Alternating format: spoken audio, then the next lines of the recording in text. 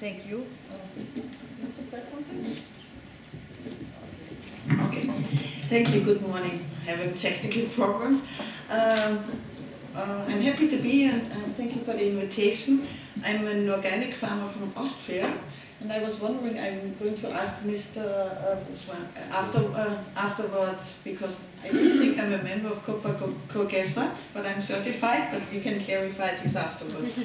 I'm a member of Via Campesina. Via Campesina is a worldwide movement. I'll just tell you a little bit about Via Campesina on the global level, on the European level, and then I'm going to talk about food sovereignty and food sovereignty in Europe and for Europe, and about the European movement for food sovereignty. La Via Campesina is an international presence movement. We have more than 150 organizations in 76 countries all over the world. It's about 200 million peasant families. We don't really know exactly, because in many countries the organizations do not have a formal register where they have the exact number of members, but about 200 million. We are independent from political parties and economic affiliation. We are autonomous and pluralist, so we are the good ones. We are fighting or struggling or working for food sovereignty. I will explain to you what we exactly mean by food sovereignty, but this includes a lot of the things which have been said before by the other speakers on the panel. It includes sustainable presence, agriculture, short food chains, seeds sovereignty, land sovereignty, and many things more. In Europe, we have the European coordination Via Campesina. You can see on the orange countries we have organizations. It's about 27 member organizations, and I forgot to count the countries, so I cannot tell you, but we can find this out. It's some of them we have. As you see, unfortunately we have white spots in the Eastern European countries. We are working on this. We want to have farmers movement from the Eastern European countries. We have one in Romania.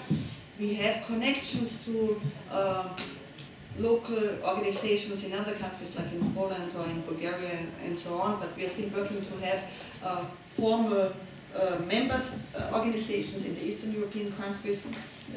Western Europe is nearly totally covered by Via Campesina organizations.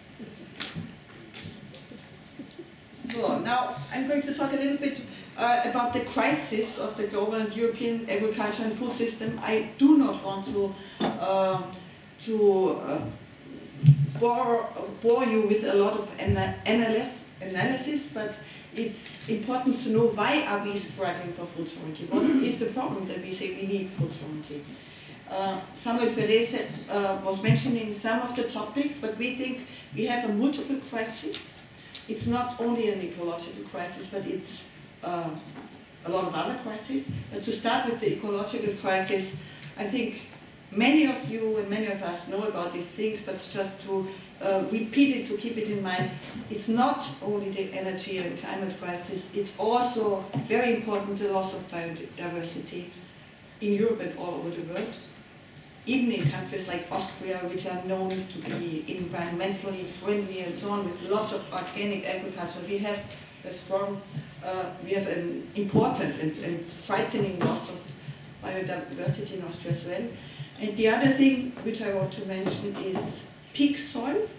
Maybe some of you have heard about peak oil, which means that we don't know if we have the largest amount, or the peak of the amount of fossil fuel which we can extract from the earth, but which is even more frightening and which is a big danger for the earth and human being, for mankind, is peak soil, which means that we don't know if it will not be soon that we reach the peak, the top of the amount of fertile earth we can have on this planet, because we destroy the soil by erosion and so on, by building streets and buildings and so on. But we also have a social crisis. In Europe, more than 20% of the farms closed between 2003 and 2010. So this is a fifth of the farms we had in Europe. It's the European Union, only the European Union. The 27 member countries, 20% of the farms closed. We have hunger all over the world, we know this. More than 900 million people are suffering from hunger. But what many of us do not know, we also have hunger in Europe. The Red Cross was publishing a report a few days ago, and they said 45 million people in Europe cannot afford proper food and have to go to bed hungry sometimes, not every day. It's not like they are starving, but they are suffering from hunger as well. We have severe health problems. We have about 1 billion people all over the world who are suffering from obesity and from diseases which come from obesity or from malnutrition. So this is a severe social crisis which is also connected to the agricultural and food system, because it's connected to the way how we produce food, how we distribute food, because a lot of people cannot afford to buy food, and a lot of people buy the wrong type of food, because food which makes you sick is subsidized a lot. Fat and sugar, a lot of subsidies going into fat and sugar. Okay, but we also have the economic crisis. Food speculation, everyone knows about this, or everyone has heard about this. The stock exchange managers have been speculating with food for centuries, so this is nothing new. On the Chicago Stock Exchange, wheat had been traded for 100 years ago. But the new thing is the amount of speculation with food. And this is one of the reasons for this was the financial crisis, because the financial capital could not invest anymore in the housing sector in the US after the crisis there and in other sectors, and they were looking for a sector where they can have good returns. And since, for example, statistics tell us that we will have 12 billion of people in the world, we will need much more food, and then we have the ecological problems, climate change and so on. So for an investor this sounds like a good business, because if there is many people who need a lot of food and there is maybe less fertile land to produce this food, we can have good profits in food speculation and also in speculation with land. So the amount of money which has been invested in agriculture and in the food system, it would be good if it had been invested into education, into soft technologies, into building up infrastructure and so on. But this is only invested in having profits on most of it. So this is an economic crisis. And of course the producers' crisis. I don't know are there any farmers here? Any, except us two? Any farmers? So maybe most of you know what you earn from your products is probably not enough to survive. So most of us, we depend on the subsidies or on the money we get from the taxpayer. Most of us would prefer to get the money from the consumer, and not from the taxpayer, not from subsidies. And if you look at the producers' prices, most of the producers' prices do not cover even the cost of production. So without subsidies we could not continue farming. And then poverty, of course, as I mentioned before. And last but not least, we have a severe political crisis. If you look at what is happening in the institutions, who is lobbying for the, as we heard before, the common agricultural policy? Many people from food industry, for example.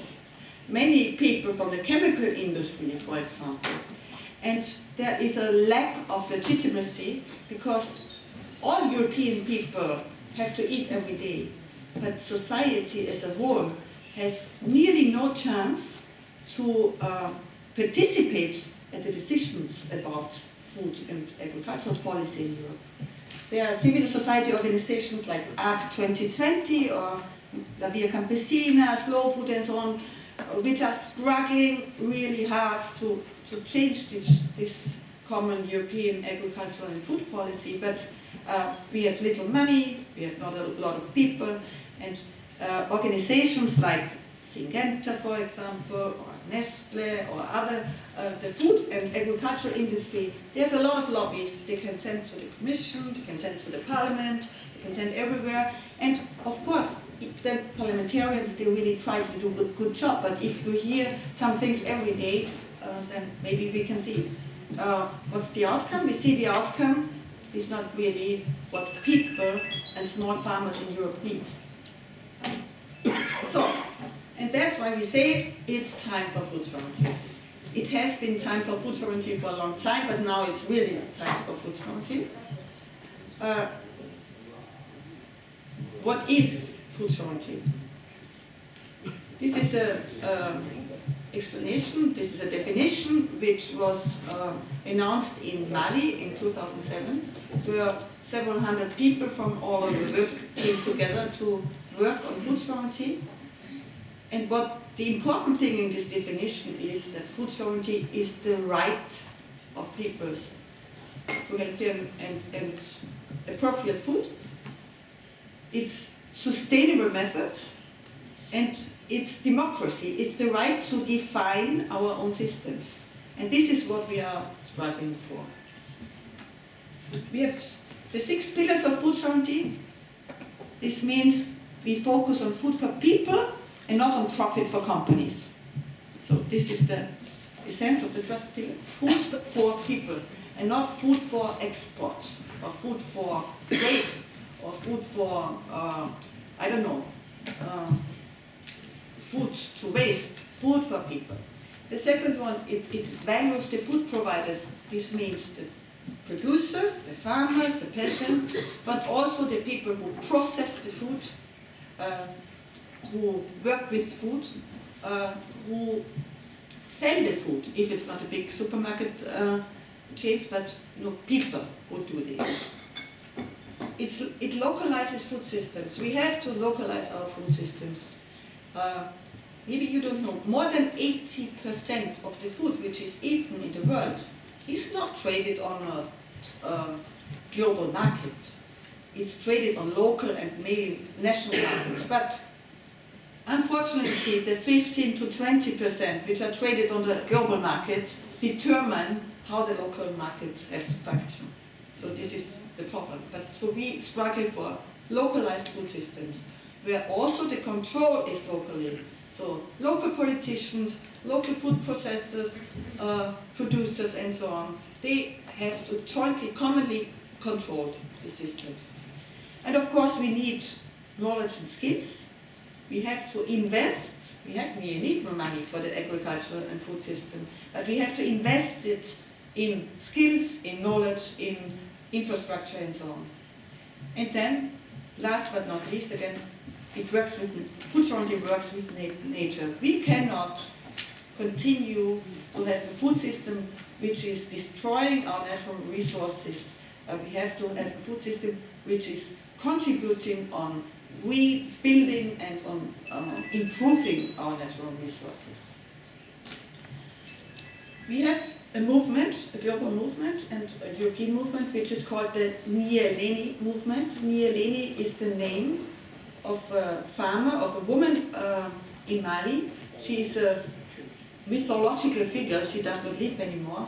I don't know if she lived 200 years ago or 100 years ago, or maybe 500 years ago. But in Mali, everyone knows Nyeleni. She was a woman fighting for the rights of the farmers and the women farmers. And this is the name of the global movement for food sovereignty. We had a European forum in Krems in Austria 2 years ago. We had 400 participants from 34 European countries. We also had a Greek delegation. some pictures about this forum. We were working for 1 week together, and we were also putting food sovereignty in practice. We had only local food, most of it organically grown, and fair trade chocolate and coffee for the ones who need some energy. But we were working on how can we put food sovereignty in practice in Europe. How can we join our forces? We have some results. One of it is a declaration. You can find it in the internet in a lot of languages. I think it also exists in Greek. And then we have a synthesis report and action plan. And one of the main results which we announced there in Krems in 2011 was that we are convinced that if we realize food sovereignty, it's not only a change in the food and agriculture system, it's a change in society. Because we need to change our society towards a society which builds on solidarity instead of competition, on democracy instead of lobbying from companies, on food and housing and education for people instead of profit, and so on. So the process, the European process of the Nyéléni process it started in the Nyéléni process, the global process started in Mali, in Africa in 2007. We had Nyéléni Europe in 2011. And now it's like a big network of occasions, of events, of fields where we work on. We have, for example, we had a meeting about CSA. You are going to hear about CSA afterwards. We had a meeting in Mailand. We will have a meeting in Austria in 2014. There's a meeting in Croatia, I think in 10 days. I had a question mark because I did not know the date before. We are working on topics like seed regulation, like GMOs, on the CLP, on the CAP, of course, and then a thing which is extremely important where we have to start our work is the Transatlantic Trade and Investment Partnership, which is the proper name for it. We would say it's a free trade agreement between the US and Europe, which is a huge danger for European agriculture and also for the small farmers in the US. But this is a topic where we have to concentrate in the future. And we invite you to become part of this common movement. We also have people in Greece who were in Krems and who can be the contact person for this. And I'm nearly done. Food sovereignty already happens. It's not something which is some out there in 2050. It happens, but of course we still have to work a lot. We have millions of peasants and small-scale farmers in Europe. I just looked it up before. We have about 13 million farms. We were talking about 25 million farmers, so this is more or less if every farmer is a wife. I don't know. And then it's 13 million farms which are registered in the European Union, and more than 10 million of them have less than 10 hectares. And more than 6 million of them have less than 2 hectares. So the small farmers are the majority in Europe. It's not the big farms, it's the small farmers. We have a lot of cooperation between producers and non-producers. We don't like to talk about consumers, because consumers, it's like, okay, I buy something, I eat something. We are citizens, we are people, but there are the producers who produce the food and other people who eat it. Maybe we could say eaters. I think slow food is talking about co-producers. We have a lot of movements, urban and rural movements that struggle for a better food system. We have community gardens, we have seed exchange markets, we have guerrilla gardening where people just sow some seeds somewhere in the city. We have food co-ops, we have people's kitchen. Oops. And all of this is happening in small or bigger cities in all the European countries. And so this gives us hope. We are globalizing the struggle, but we are also globalizing the hope. And we are telling the companies and the investors and speculators don't gamble with our food. Thank you.